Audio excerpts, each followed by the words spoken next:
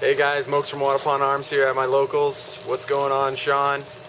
Not much. Yeah, well, Sean's got a deck video for us today, so while everybody's playing, he's just going to show us his Nordic deck. Why don't you show us what you got, buddy? Okay, there are 3 Vanitas in the deck for obvious reasons. To keep Odin coming out.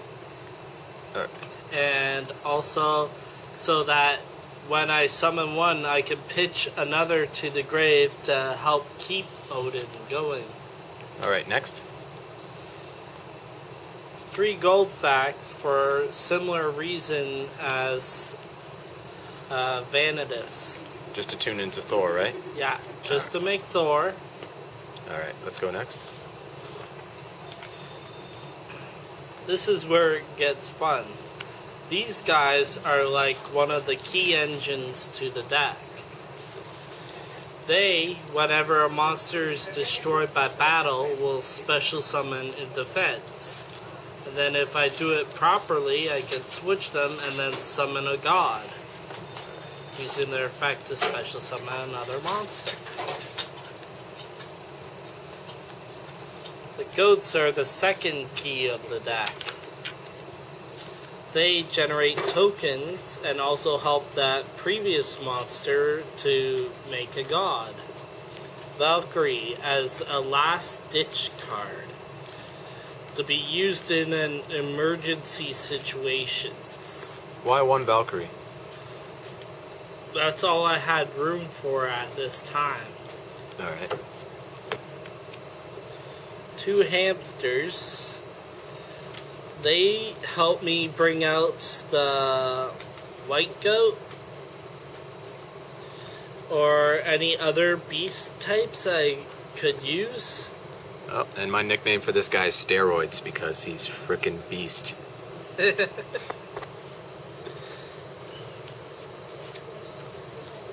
2 effect failures. They just disrupt your opponent's strategy completely. And the more disruption you can put on your opponent, the better, because then you can just push through them and defeat them. Gores is in there in case I need some heavy muscle out of nowhere. Doing gorsy things. Yeah. Sangin's in there as an extra search engine piece. Alright. How about show us the spells? 3 Forbidden Lances.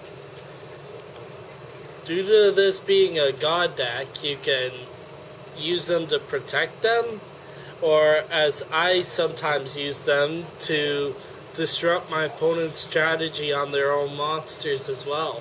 Decrease their attack or make it so they can't activate anything on their own stuff. Alright.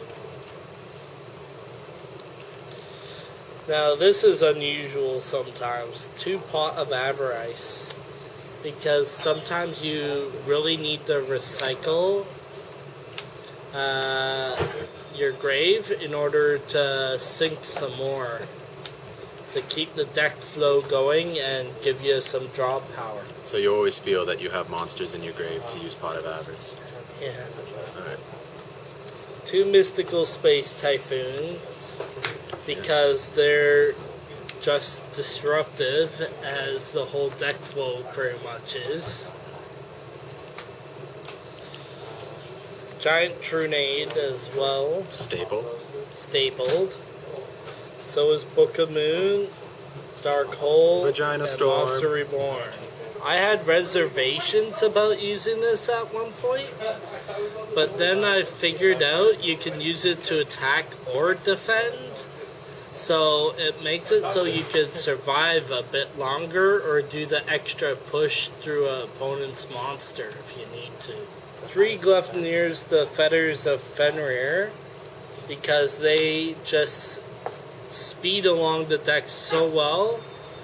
The Black Goat, this one, I like to do a strategy that I'll actually just show right now. First, the opponent attacks this monster. While they're attacking it, I activate one of these to pull this to my hand. Then this dies, generating the tokens, and this guy comes out and defends. Make it so I have the functions to defend myself and make a god later in the game. Call of the Haunted, Torrential Tribute, Mirror Force, Bottomless Trap Hole. I originally put in because I did not have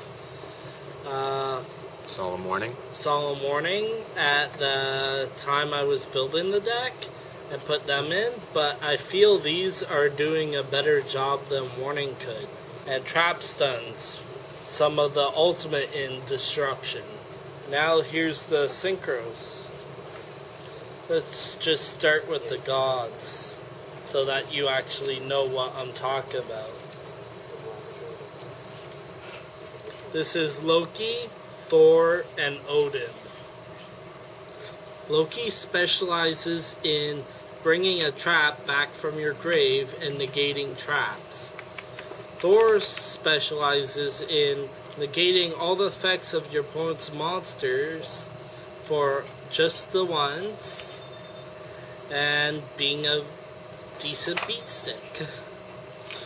Odin has the ability to be immune to spells and traps, and thus makes himself an invaluable part of the deck.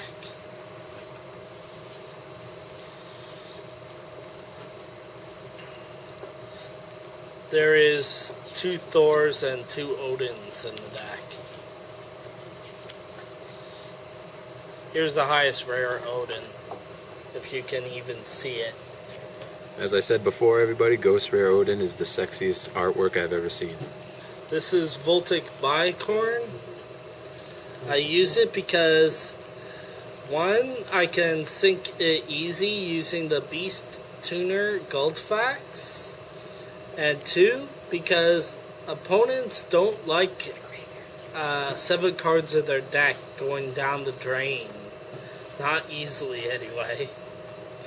So they try and get rid of it without losing their deck, usually. Frozen Fitzgerald. I just needed some sort of fiend monster to go with Vanitas or a dark type. Cryo and Mistworm, enough said. They're bouncers, that's their duty. No need to go in high details there. Armory Arm. Everyone needs a low-level monster in case of high emergencies. Plus it pumps monsters. Back rows.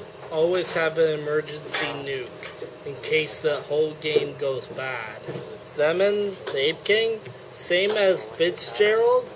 It has the ability whenever it attacks, no trap card can activate. I just recently put this guy back in because he negates things that target him, plus he can heal. So it's a boost there. Ally of Justice Catastor. Enough said, he just is broken. And then my next favorite next to my gods is Ancient Sacred Wyvern. Because once a god punches you, and this is also on the field, you're gone. You're just God. It just pumps so high. Alright, thanks, Sean. The deck. Alright, guys. I'll leave Sean's YouTube link in the description if you guys want to check him out. And I'll see you guys later.